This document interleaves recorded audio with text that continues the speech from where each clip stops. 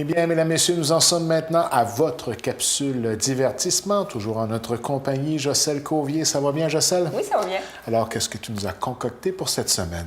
Cette semaine, on va parler de photos historiques parce que j'ai réalisé qu'à chaque fois que je fais une émission avec des photos anciennes, il y a beaucoup de bons commentaires. Les gens me croisent, me disent « Ah, c'était intéressant ». Donc, c'est pour ça que ce thème-là revient de temps en temps. Et l'endroit privilégié pour croiser nos fans?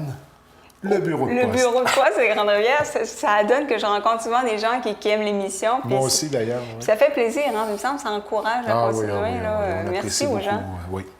Belle solidarité envers notre capsule divertissement. C'est vraiment apprécié.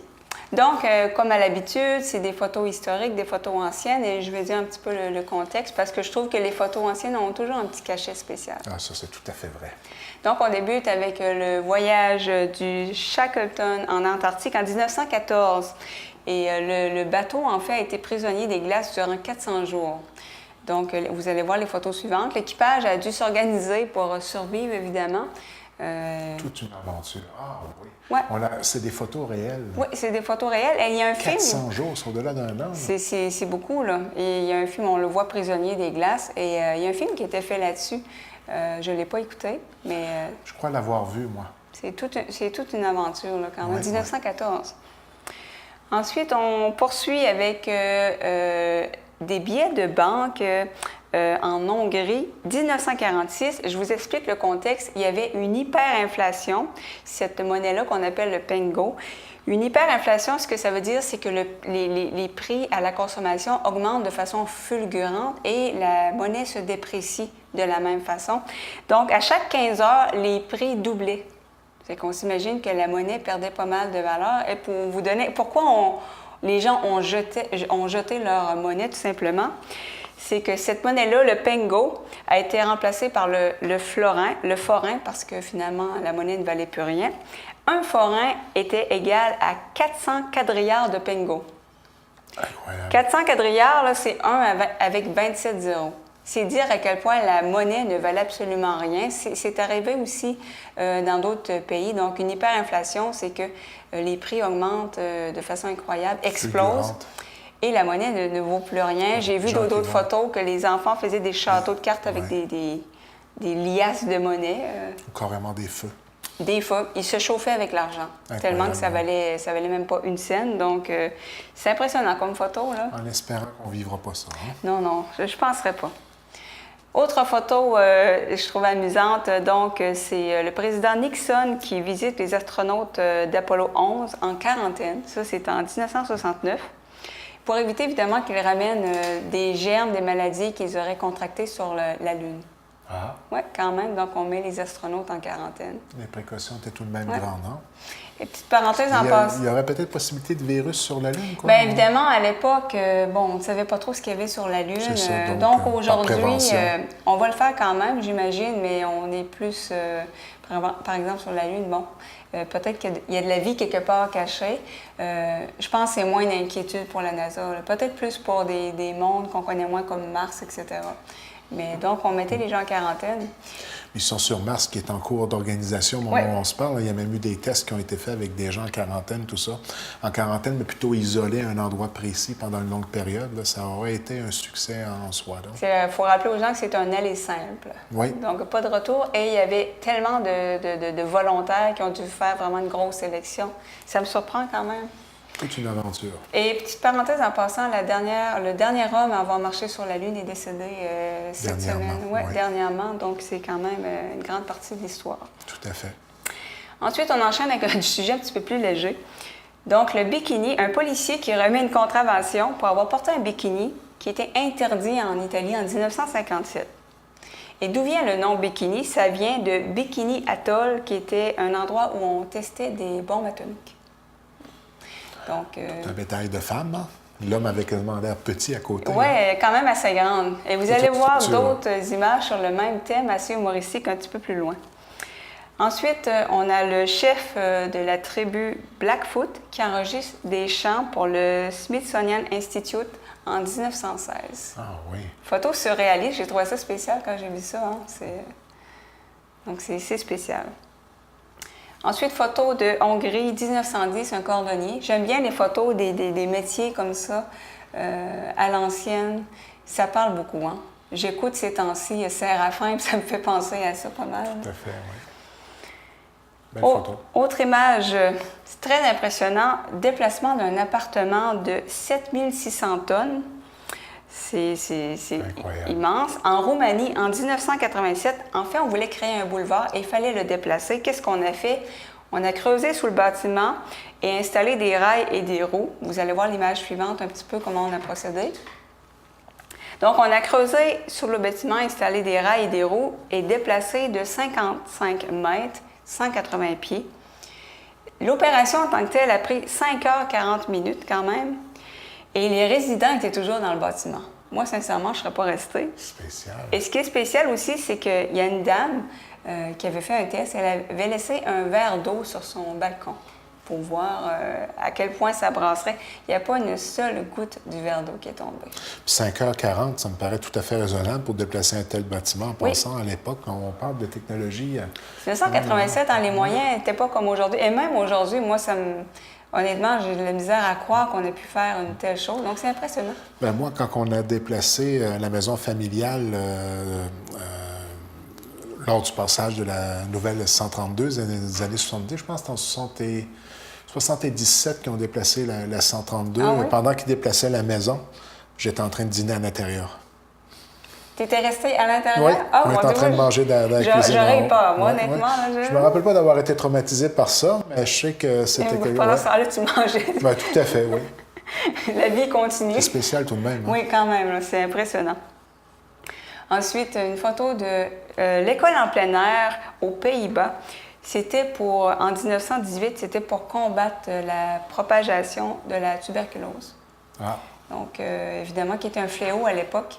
Et on se disait que finalement, avec une école en plein air, il y aurait moins de transmission de germes. Je suis certain qu'il va y avoir des problèmes de concentration parce que moi, à l'extérieur, il aurait fallu complètement m'oublier. Ah non, mais moi aussi, là, je veux dire, c'est difficile d'avoir le focus. Même à l'intérieur, j'ai des difficultés, imagine dehors. À l'intérieur, je regardais tout le temps par la fenêtre, imaginez dehors. Regarde, ça fait pas mal de choses pour distraire. Oui, c'est ça. Surtout pour ceux qui ont un petit problème de concentration. Oui, je pense que ça aurait été difficile. TDAH, là, c'est pas à la place. TDAH, école en plein air, on oublie ça. Oui. Ensuite, on a une image enfant-soldat en 1976 au Angola. Ça, c'est moi, ça me... démoralisant. On voit les enfants qui fument. Tu sais, c'est comme des hommes dans des corps d'enfants. Carrément. Puis le lavage de cerveau qui et pour eux, c'est normal ce qu'ils sont en train de vivre là. Et il y avait des photos aussi d'enfants plus jeunes que ça. C'est incroyable à quel point ça peut endoctriner des gens, évidemment, qui n'avaient pas le choix. Le dérapage que la guerre peut amener. Là, exactement. Ensuite, on se dirige en Espagne. Photo plus légère, 1955. Photo que j'aime beaucoup, que je trouve qui parle, qui ne se passe pas grand-chose, mais qui dépeint la vie à cette époque-là. On voit que le luxe n'est pas nécessairement au rendez-vous. Hein? Les gens qui vivaient très simplement et souvent sur ces photos-là, qui souriaient toujours. On sent une nostalgie, hein? Oui. Je n'ai pas vécu cette époque-là, mais des fois, je me dis, j'aurais aimé ça. Est-ce que c'était une photo au Canada, ça? Non, c'était une photo en Espagne. D'accord, parce que je ne reconnaissais pas du tout. Là. Même au niveau du style de maison, nous, on était plus camp de bois. C'était différent. Oui. Matériaux, j'imagine, on n'avait pas accès aux mêmes matériaux non plus. Oui, il y a une différence d'un pays à l'autre. Ensuite, on se dirige... Ça m'a énormément surprise. J'ignorais. On se dirige en Corée. Donc, du hockey sur glace. Des joueurs canadiens en 1952. Ce qu'il faut savoir, c'est qu'il y a 27 000 soldats canadiens qui participaient à la défense de la Corée du Sud. Comme il y avait énormément de Canadiens, puis à un moment donné, l'espèce de rivière a gelé, le fleuve... donc, on a joint l'utile à l'agréable. Super. J'ai trouvé ça fascinant de voir qu'on voit tous les soldats à l'arrière-plan en Corée. Donc, j'ignorais que le Canada avait participé à cette mission-là. 27 000 Canadiens, c'est beaucoup. Oui. Ça fait un beau camp. Assez pour créer de faire des belles équipes. Des belles équipes. Et avoir des spectateurs autour de évidemment, le Canada, hein, c'est notre force, le hockey. Tout à fait. On va rester un petit peu dans le même thème, le jour J. Cette photo-là, elle parle beaucoup. En fait, c'est le débarquement de Normandie, 1944. Je ne me trompe pas, c'était quoi, le 90e anniversaire, quelque chose du genre? Oui, il n'y a pas longtemps. Hein. Dernièrement, là, Oui. ça, j'ai eu... As-tu vu le film? Non, je n'ai pas vu. Assez frappant, merci. Oui, d'habitude, les films de guerre, c'est assez... Ça a été une attaque sans que la guerre ait été déclarée au préalable. Là. Mais ce qui est intéressant de cette photo-là, c'est la logistique. Donc, on est en 1944 et vous voyez le déploiement de tout. C'est quelque chose. On voit l'ampleur, parce que moi, on me parlait de le débarquement de Normandie. J'ai une petite idée, c'est quoi. Et quand j'ai vu cette photo-là avec tous les navires, les dirigeables dans le ciel, c'est gros. C'était toute une logistique d'organiser ça, là, quand même. Là. Oui, puis l'impact avait été vraiment... Oh, ça avait été toute... Ouais. La reconstitution qui a été faite par rapport au film aussi. En réel aussi, c'était une catastrophe, mais de voir des images, je sais que c'était du cinéma, c'était assez traumatisant, merci. Ah, les gens qui ont fait la guerre, en tout cas, chapeau, on n'a pas idée... on le voit dans les films, mais quand c'est en vrai, là, on n'a pas idée de ce qu'ils ont vécu. C'est inimaginable, mais respect. Hein? Respect, oui, respect à nos anciens combattants. Tout vraiment. à fait. Un grand merci. Et nos combattants actuels, évidemment, qui sont... Qui nous font profiter de la liberté qu'on a aujourd'hui. Effectivement. Donc, c'est tout un sacrifice humain d'offrir, de défendre son pays pour les autres, là. Tout à fait. Chapeau à ces gens-là. Ensuite, photo là, tout à fait surréaliste, si on peut zoomer un petit peu. Donc, c'est le Ku Klux Klan dans une roue de cirque. Incroyable. Totalement. Vraiment pas deviné au départ. Là. Au Colorado, en 1926, et à son pic, l'organisation rassemblait de 4 à 5 millions de sympathisants. Ça, c'est... Moi, bien évidemment, pour ceux qui ne connaissent pas, c'était extrêmement raciste. J'ai la misère à croire qu'une telle organisation a vu le jour. Heureusement, ça a été dissous dans les années 40. Mais de voir cette image-là, je me dis ça n'a aucun bon sens. Ah non. Et au Colorado, que sincèrement, je ne pensais pas qu'il y avait... on voit beaucoup le Ku Klux Klan dans le sud des États-Unis. Au Colorado, ça m'a surpris. Donc, il y avait des petits groupements un petit peu partout aux États-Unis, mais c'est l'histoire sombre des États-Unis, évidemment. Heureusement, tout cela a évolué. Oui. Mais c'est tout de même encore fragile. Oui, j'allais dire, il y a des sympathisants nazis au Québec, encore en 2017. Ah oui? Oui, j'ai vu parce qu'à un moment donné, il y a beaucoup de partis qui se présentent aux élections de groupuscules, de petits partis. Et il y en avait un qui portait, qui était par rapport aux nazis, et j'ai dit, ça n'a pas de bon sens. Mon voyage. Oui, il y a encore des sympathisants, malheureusement. Ensuite, on se dirige au Koweït. Image assez particulière, 1965.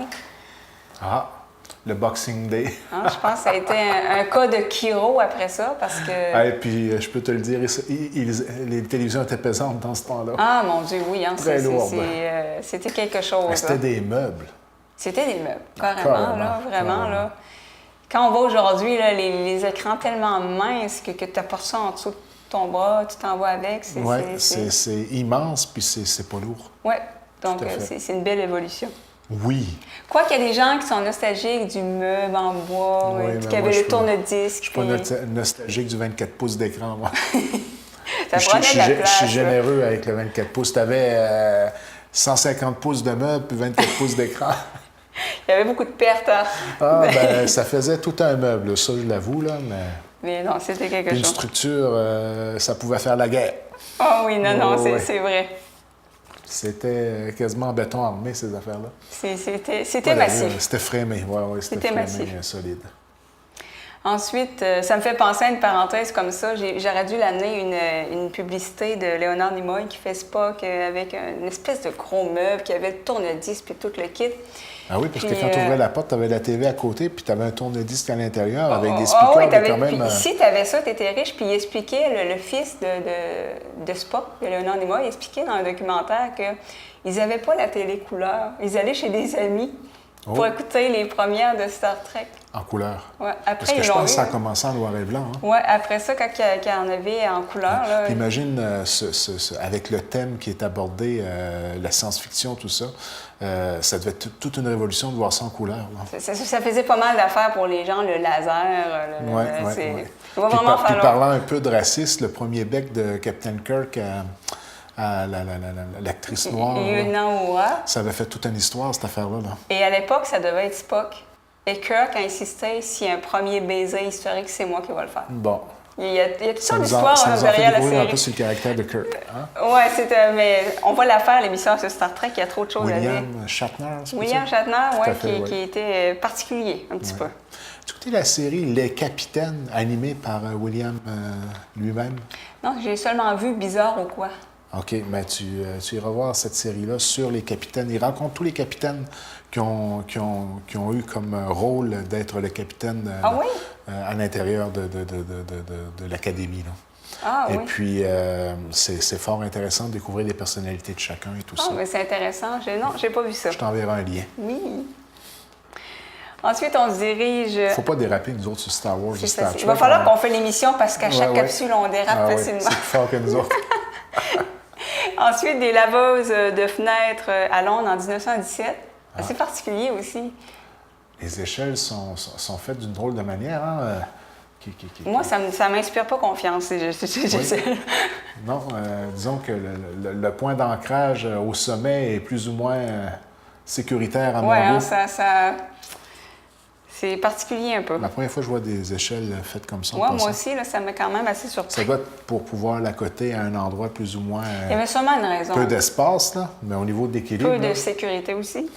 Oui. C'était très solide, Ça non? a l'air d'être une belle job, ça. La prochaine série d'images est humoristique, vous allez voir. Donc, c'est sur les maillots de bain. Donc, c'est une dame qui est arrêtée pour avoir porté un maillot, une pièce, en 1920 dans le New Jersey. Ah, C'est quelque chose. Jean-Denis s'est tourné. C'est...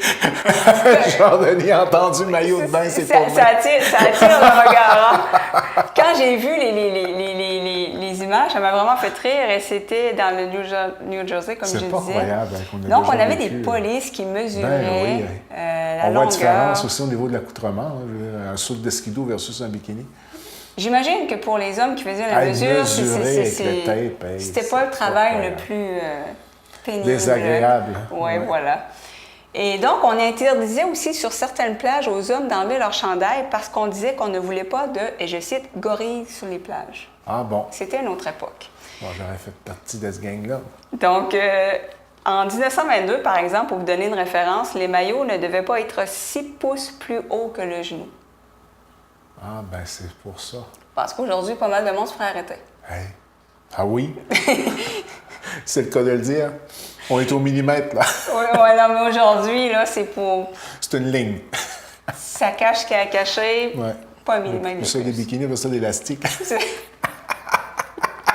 Puis ce qui me fait toujours rire, hein, j'en parlais avec quelqu'un justement dans le temps des fêtes, c'est que, tu sais, souvent, une femme qui est en train de changer, qui est en brassière, puis quelqu'un la surprend, va, oh, mon Dieu, puis tout ça, mais elle va se promener sur les plages presque en string Ah oui. et en bikini beaucoup plus plongeant. C'est comme une... Je sais pas comment Il l'expliquer. y a un endroit là. pour chaque chose. Sur une plage, Sur une plage, on peut être à on moitié est plus vêtu. libertin. Mais qu'on nous voit comme avec une brossière, mon Dieu, c'est la Ah, fin là, du monde. Techniquement, c'est la même chose. C'est comme un bikini, mais avec un peu moins de style. Tu sais. À moins que c'est ça, c'est ça l'histoire. C'est peut-être ça. C'est ouais. peut-être juste une question de... De rembourrage. Puis de tenus aussi, Oui, j'imagine. il y a sûrement une raison. Il va falloir que je On fasse des s'entend recherches que sur un là-dessus. bikini, le rembourrage puis le tenus, c'est pas ce qu'il y a de mieux. Là. Oui, mais on s'entend qu'un bikini, souvent, montre plus que des sous-vêtements féminins. Là, je parle de ça, puis j'ai l'image de Baywatch. Là. En tout cas, c'est un autre dossier. Je la vois courir qui s'en vient. Là. Finalement, on dérape beaucoup dans cette capsule. Oui, tout à fait. C'est historique, quel diable. Ensuite, j'enchaîne avec tout autre domaine. Donc, Rudy Bridge, c'est la première Afro-Américaine à fréquenter une école élémentaire blanche dans le sud des États-Unis, 1960.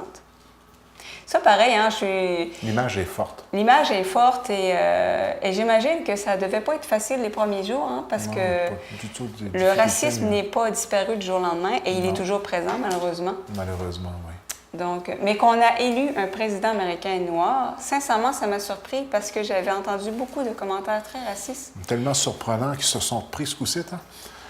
Je sais pas ce qui s'est passé, là, mais c'est ça, j'ai l'impression que ça a été d'un extrême à l'autre. Puis ça, c'est indépendamment de la couleur. Oui, non, c'est sûr. Incroyable.